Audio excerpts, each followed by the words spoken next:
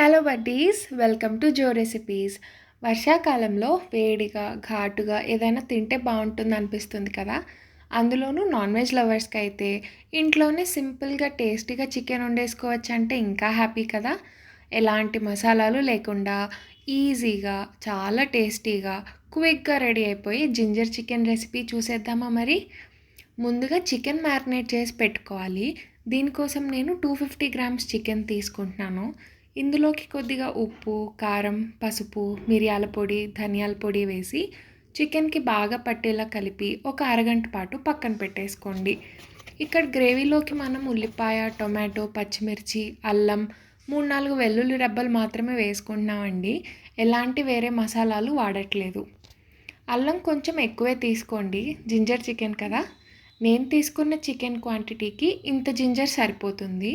ఈ జింజర్ని చిన్న చిన్న ముక్కలుగా కట్ చేసి కచ్చాపచ్చాగా దంచుకోవాలి. దీనిలోకే మనం వెల్లుల్లి రెబ్బలు కూడా వేసి దంచుకోవచ్చు.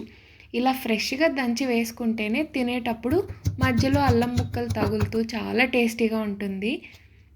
ఇప్పుడు ఒక ప్యాన్ పెట్టి కొంచెం ఆయిల్ వేసి అది హీట్ అయ్యాక ఆవాలు, జీలకర్ర వేసి ఫ్రై చేసుకోవాలి. తర్వాత ముందుగా చాప్ చేసి పెట్టుకున్న ఉల్లిపాయ ముక్కలు వేసి అవి కొంచెం మగ్గిన తర్వాత ఒక 3-4 పచ్చిమిర్చి చీలికలు వేసుకోండి. తర్వాత కట్ చేసి పెట్టుకున్న టొమాటో ముక్కలు కూడా వేసి కొద్దిగా ఉప్పు, పసుపు వేసి కలుపుకోండి.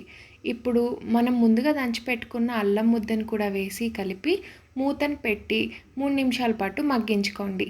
ఇదంతా బాగా మగ్గిన తర్వాత ముందుగా మ్యారినేట్ చేసి పెట్టుకున్న చికెన్ కూడా వేసి బాగా కలిపి కొంచెం వాటర్ యాడ్ చేసి మూత పెట్టి ఉడికించుకోండి. ఉప్పు, కారం మనం ఆల్రెడీ చికెన్ మ్యారినేషన్లో వేసాం కాబట్టి చికెన్ ఉడికే కొద్దీ అవి కర్రీలోకి కలుస్తాయండి.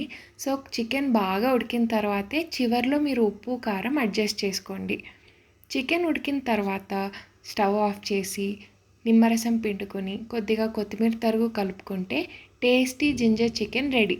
ఇది రైస్లోకి, చపాతీలోకి చాలా బాగుంటుంది.